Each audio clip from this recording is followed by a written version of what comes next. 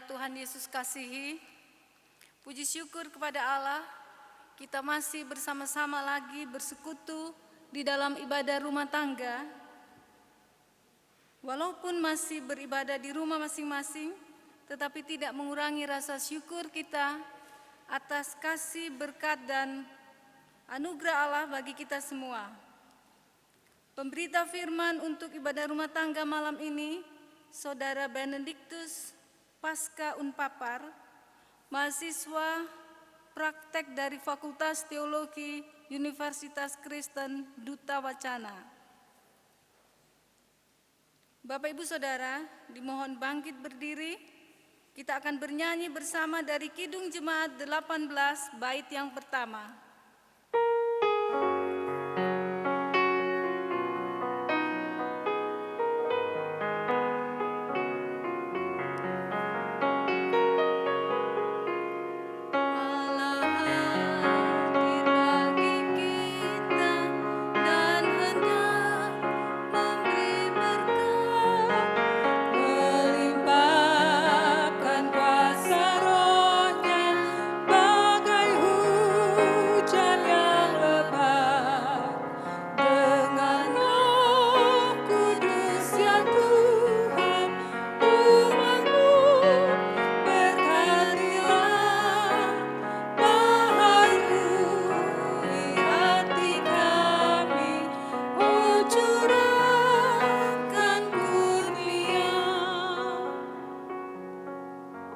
Satu dalam doa. Engkaulah Allah yang selalu hadir di kehidupan kami. Kepadamu kami bersyukur bahwa kami ada sampai saat ini adalah anugerah Tuhan. Inilah ungkapan syukur kami malam ini melalui pujian, doa, dan sabda firman-Mu yang akan disampaikan oleh Saudara Benediktus Unpapar. Berkati akan hamba-Mu di dalam menyampaikan firman-Mu. Berkati kami semua yang terlibat di dalam pelayanan ibadah rumah tangga pada malam ini. Terima kasih Bapa. Kami menyerahkan ibadah ini dari awal, pertengahan, hingga selesainya dalam kasih Tuhan. Terpujilah Allah. Amin. Bapak Ibu dipersilakan duduk kembali. Kita akan bernyanyi lagi dari Kidung Jemaat 18 bait yang kedua.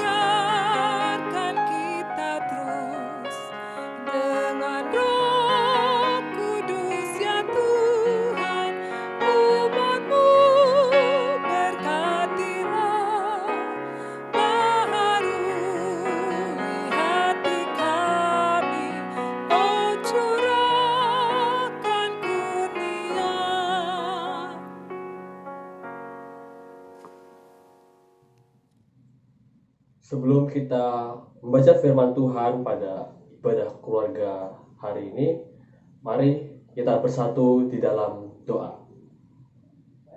Mari kita berdoa. Tuhan Yesus, terima kasih atas penyertaan-Mu hingga pada hari ini. Sebentar lagi kami akan membaca dan merenungkan firman Tuhan. Kiranya buka hati dan pikiran kami, sebab kami telah siap untuk mendengar. Amin.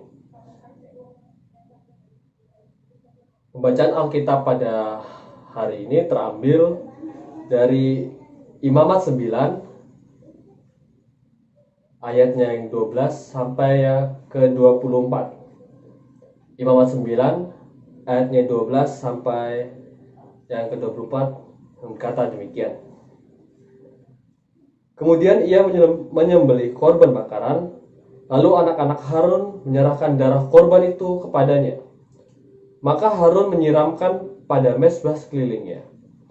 Juga diserahkan merekalah kepadanya korban bakaran itu menurut bagian-bagian tertentu beserta dengan kepalanya, lalu dibakarnya di atas mezbah. Isi perut dan betisnya dibasuhnya dan dibakarnya dengan korban bakaran di atas mezbah. Sesudah itu dibawanya persembahan bangsa ke mezbah.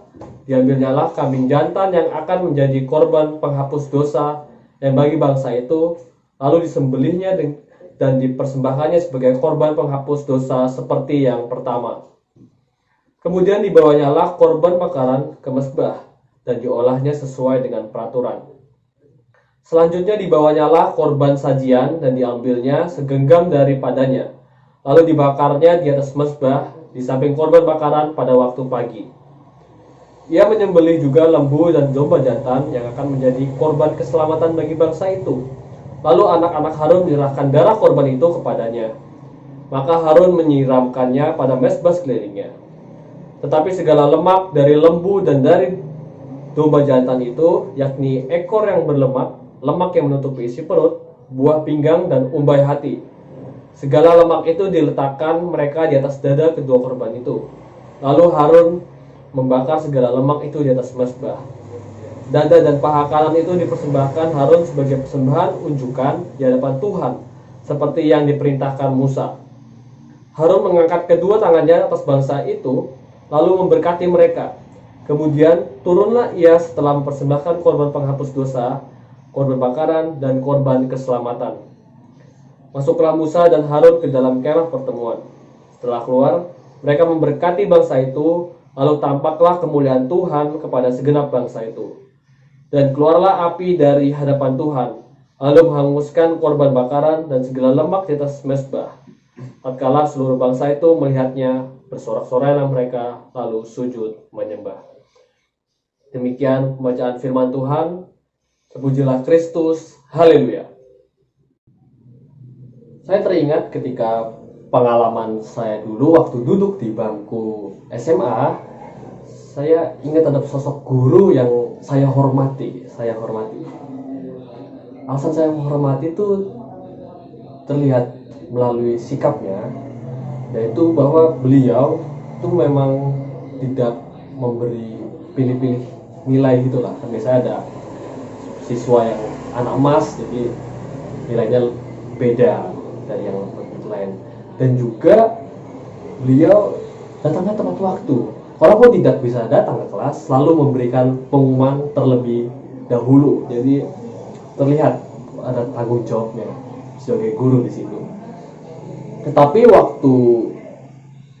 di sisi lain ada juga guru yang kebalikannya dari guru yang pertama tadi.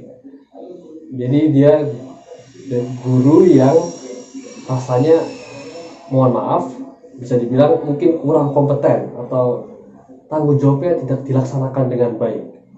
Lihat bahwa, dan itu terlihat ketika beliau yang kedua ini kadang memberikan nilai tidak secara objektif, subjektif.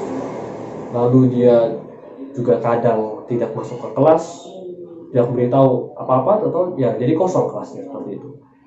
Dan itu saya kurang respect rasanya. Kalau dari pengalaman saya ini ya, saya yakin Bapak, Ibu, Saudara-saudari mungkin juga punya pengalaman serupa, tapi tidak persis seperti pengalaman saya ini. Oh, ini konteksnya saya dalam saat waktu duduk di bangku SMA. Ya mungkin bisa diaplikasikan dalam contoh masing-masing, dalam pengalaman mungkin di kantor, di tempat kerja, di lingkungan sekitar, masyarakat. Mungkin ada yang mirip-mirip lah, serupa seperti itu. Jemaat terkasih, dalam bacaan kita pada hari ini, kita ini memiliki namanya tugas dan tanggung jawab yang berasal dari identitas diri kita. Jadi setiap diri kita ini punya tanggung jawab dan berbeda-beda, dan itu tergantung bagaimana identitas yang kita punya. Misalnya sebagai orang tua tentu punya tugas dan tanggung jawab untuk membimbing, mengurus anak, melindungi anak, dan lainnya. Atau saya misalnya sebagai mahasiswa, saya punya tugas dan tanggung jawab untuk mengerjakan tugas yang diberikan oleh dosen. Saya juga punya tugas untuk belajar dan bisa lulus. Tugas dan tanggung jawab gitu. Seperti itu kira-kira. Apapun tanggung jawab yang kita punya, semua itu pada akhirnya harus dikerjakan dengan baik dan benar, agar kita ini tidak dipandang sebelah mata seperti contoh dari pengalaman saya tadi, ketika ada yang sosok guru yang saya hormati dan yang kurang saya hormati. Dan kita juga itu agar terlihat dan juga memang terlihat bijaksana, dan itu memang benar kalau misalnya memang diwujudkan dalam perbuatannya. Dan tentunya bukan hanya untuk kita juga, tapi itu juga untuk kemuliaan nama Tuhan. Dalam pembacaan teks kita pada hari ini, kita melihat bahwa Harun dan anak-anaknya itu melakukan perintah Tuhan dengan baik. Hal ini menunjukkan bahwa ada rasa tanggung jawab dalam diri mereka. Rasa tanggung jawab ada di dalam diri Harun dan anak-anaknya bukan karena mereka taat serta patuh pada Tuhan. Harun dan anak-anaknya juga memahami akan tugas yang melekat dalam diri mereka sebagai seorang imam, kan bagian dari bangsa suku Lewi. Jadi paham tugas yang melekat dalam diri mereka, itu identitas mereka. Mereka tahu bagaimana caranya mengolah kurban-kurban yang dipersembahkan bagi Tuhan. Pada bacaan ini kita baca sebagian besar mungkin proses bagaimana dari mesbah Tuhan memberikan korban, cara memotongnya, sebagian besar dalam konteks pembacaan kita pada hari ini. Hal ini membuktikan bahwa mereka ini punya kecakapan atau kemampuan yang mereka miliki dalam melaksanakan tugas tersebut. Tanpa kecakapan tersebut, tentu Harun dan anak-anaknya akan kesulitan dalam memenuhi tanggung jawabnya sebagai imam. Tidak hanya kecakapan yang mereka miliki, tapi mereka juga melakukan tanggung jawab, ada tanggung jawabnya. Melakukan tanggung jawab tersebut hanya untuk kemuliaan nama Tuhan. Mereka tidak mengejar pujian, prestise dari orang-orang Israel. Jadi ini terlihat ada sinergi antara rasa tanggung jawab, memahami akan tugas sebagai identitas mereka tadi, dan juga untuk kemuliaan nama Tuhan. Jadi ini bersinergi tiga ini. Kalau kita lihat pada ayatnya yang ke-24 dituliskan, dan keluarlah api dari hadapan Tuhan, lalu menghanguskan korban bakaran dan segala lemak di atas mezbah.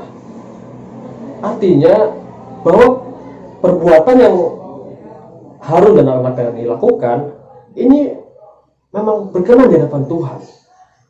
Kenapa bisa berkenan? Karena mereka melakukannya dengan sungguh-sungguh. Di balik tanggung jawab itu terdapat keseriusan, kejujuran.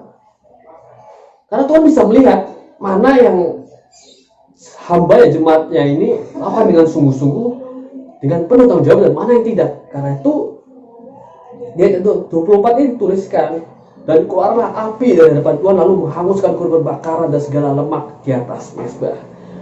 Tuhan berkenan dengan pelaksanaan dan tanggung jawab yang dilakukan oleh Harun dan anak-anaknya. Tuhan berkenan atas hal tersebut karena mereka melaksanakannya sesuai dengan ketetapan-ketetapan yang berlaku. Dan ini tadi, dan Harun dan anak-anaknya menunjukkan sifat jujur dan serius dalam melaksanakan tanggung jawabnya tersebut. Keseriusan tersebut tampak dalam eksekusi tugas yang sempurna. Tidak hanya hati Tuhan yang bersuka cita, hati orang-orang Israel pun jadinya juga bersuka cita, yang ditunjukkan dengan sorak-sorai dan sujud menyembah kepada Tuhan. Hal ini membuktikan bahwa kecakapan dan kejujuran dalam melakukan tanggung jawab tersebut pasti juga berdampak positif bagi orang-orang di sekitar kita. Karena itu setiap orang di antara kita ini kita memiliki tanggung jawab masing-masing. Tanggung jawab yang menjadi identitas kita sebut sebagai apa kita di dunia ini itu harus dilaksanakan sebaik mungkin lah, agar tidak hanya menyenangkan hati Tuhan, tapi juga menjadi berkat bagi sesama. Melalui pembacaan hari ini, kita diingatkan dan kita mengetahui bahwa untuk melaksanakan tanggung jawab tersebut nggak bisa muncul dengan sendirinya. Perlu adanya kecakapan, kemampuan tersebut, keseriusan, dan kejujuran.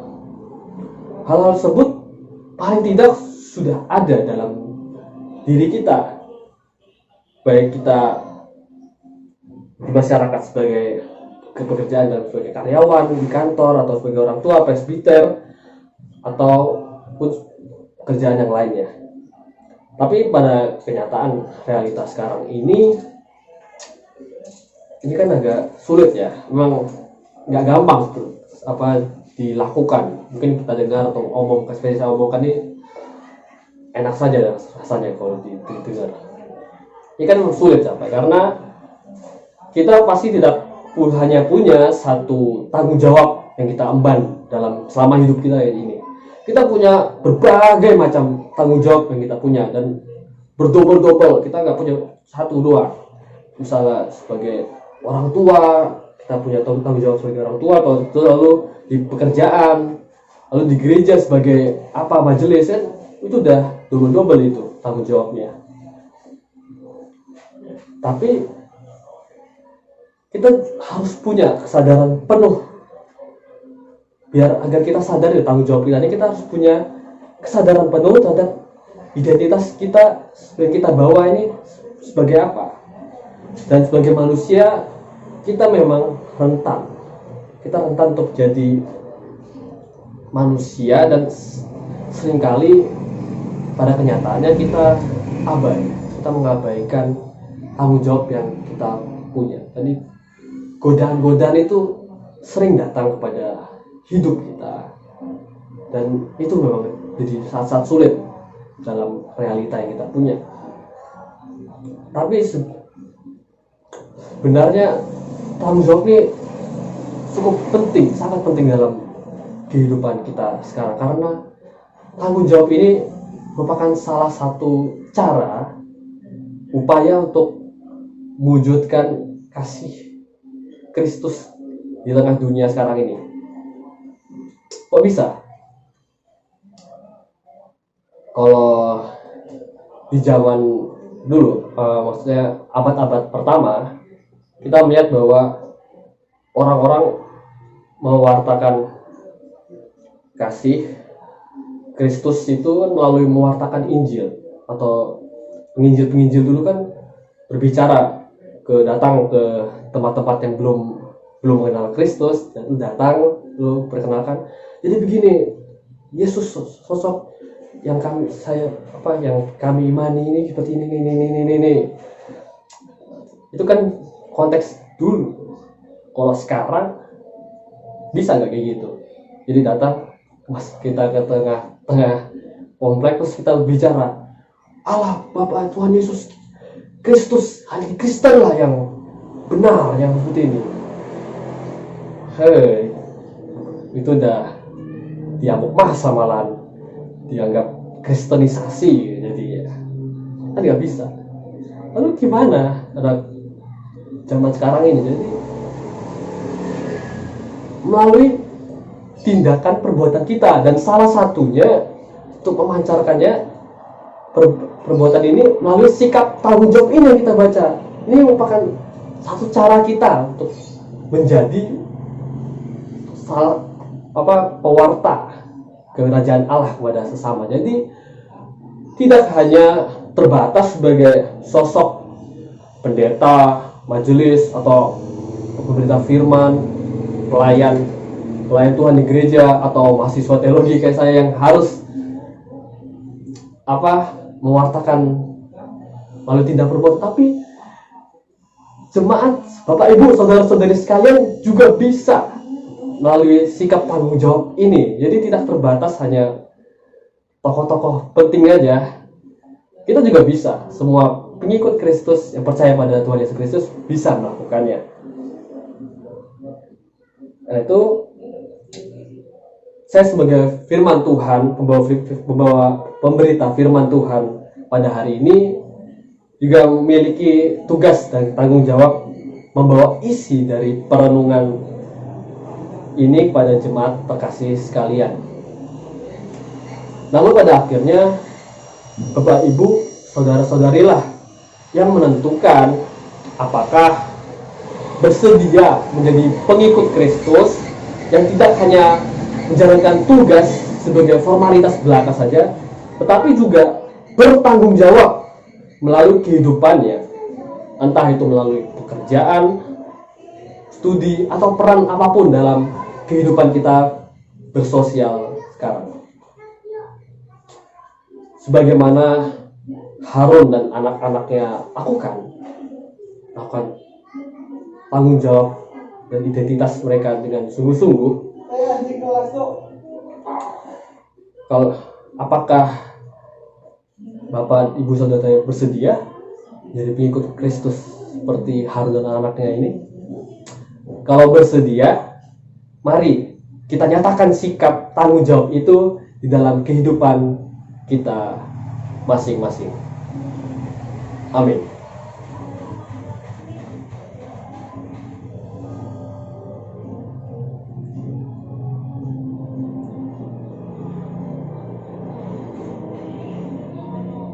Saat teduh selesai.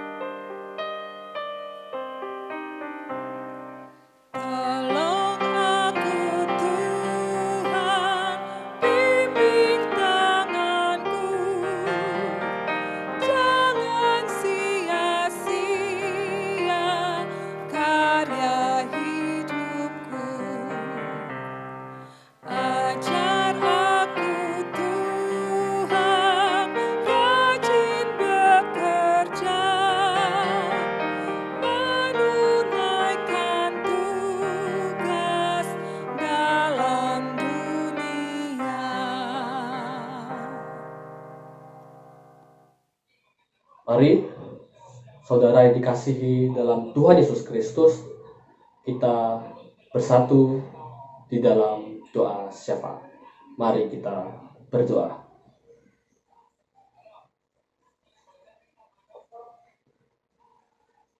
Ya Allah, kami bersyukur atas kasih dan rahmat yang Engkau berikan bagi kami saat ini. Kami bersukacita di tengah-tengah kehidupan kami. Anugerah-Mu boleh bersemayam di hati kami. Kami boleh mendengar sabda-Mu. Kiranya sabda yang kami dengar boleh kami lakukan dalam keseharian kami, sehingga kami bisa memancarkan sikap tanggung jawab kami dan menjadi sukacita bagi sesama kami. Ya Allah, ajarlah kami untuk setia dan memaknai setiap perjumpaan kami, baik dengan Engkau maupun dengan sesama kami, agar dalam kehidupan kami, sesama kami, kami boleh menyebut kami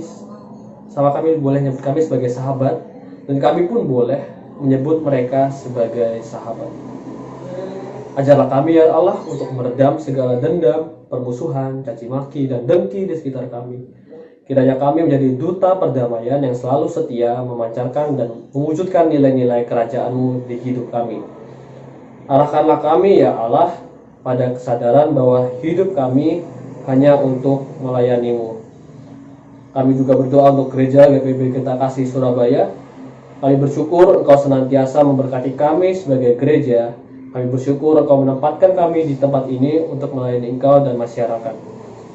Ya Allah, kiranya kesetiaan-Mu senantiasa hadir bagi jemaat dan juga majelis jemaat. Kiranya kami boleh saling bersinergi dan setia untuk melayani-Mu. Kiranya Engkau memberkati pendeta, presbiter, penatua, dan diakan, serta orang-orang yang turut ambil bagian dalam tugas dan pelayanan-Mu ini. Kami juga memohon bagi jemaat kami yang sedang jatuh sakit ataupun yang sedang dalam proses pemulihan, kiranya Engkau berikan mereka kesembuhan agar kesembuhan tersebut hadir bagi mereka.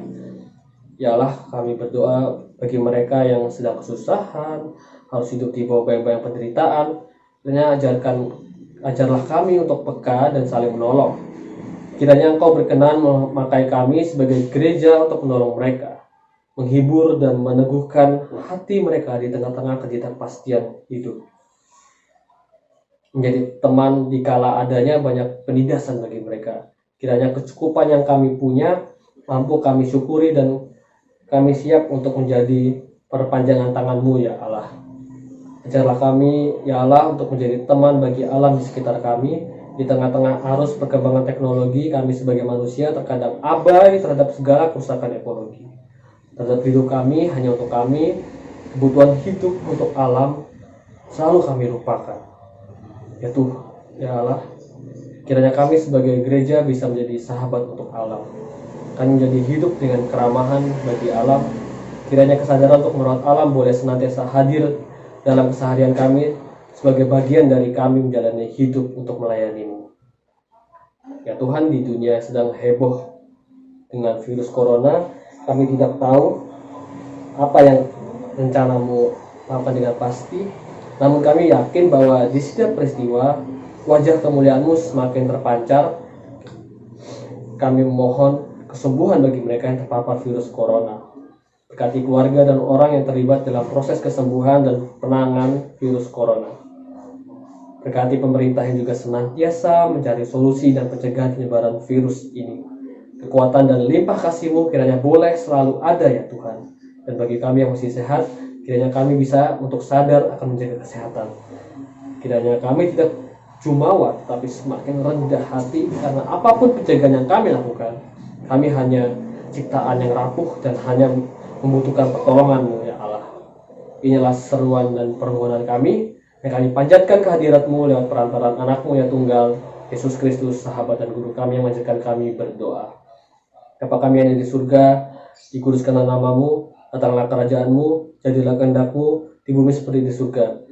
Berikanlah kami pada hari ini makan kami secukupnya, dan ampunilah kami akan kesalahan kami, seperti kami juga mengampuni orang yang bersalah kepada kami. Dan janganlah membawa kami ke dalam pencobaan, tapi lepaskanlah kami daripada yang jahat. Karena Engkaulah yang mempunyai kerajaan dan kuasa dan kemuliaan sampai selama-lamanya. Amin. Jemaat, marilah mengucap syukur kepada Tuhan dengan memberi persembahan kepadanya. Persembahan dapat ditransfer melalui rekening yang sudah tertera di warta jemaat. Dapat dimasukkan di kotak yang sudah disediakan oleh gereja.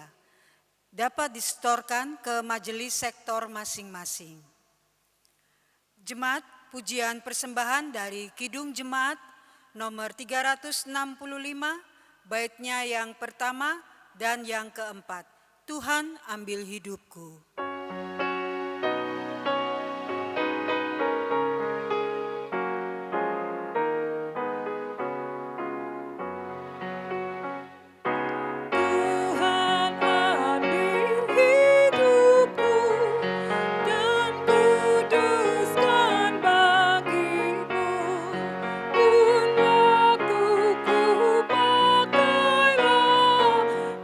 Memujimu selama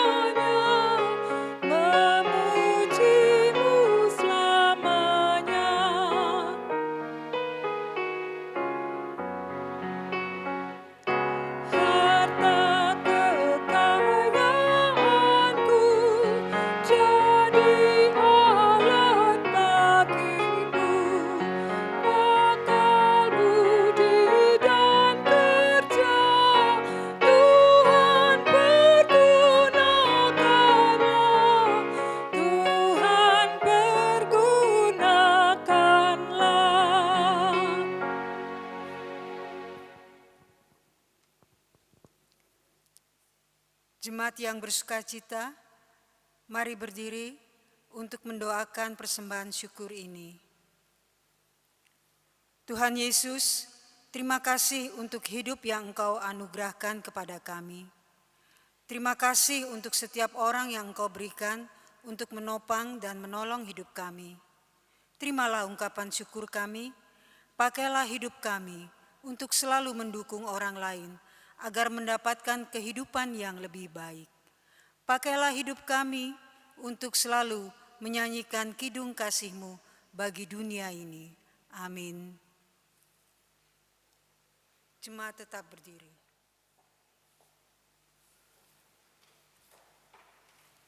Bapak Ibu Saudara, kita akan akhiri ibadah rumah tangga ini dengan bernyanyi dari Kidung Jemaat 363, Bagi Yesus Kuserahkan, bait 1 dan 2.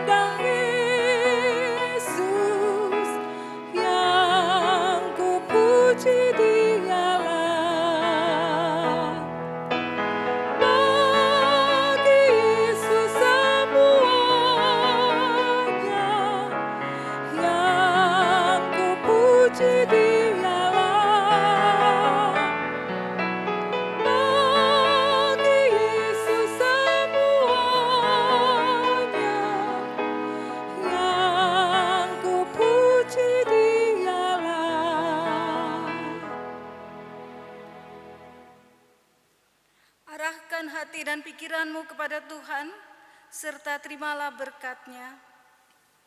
Kasih karunia Tuhan Yesus Kristus, kasih Allah Bapa dan persekutuan Roh Kudus menyertai kamu sekalian.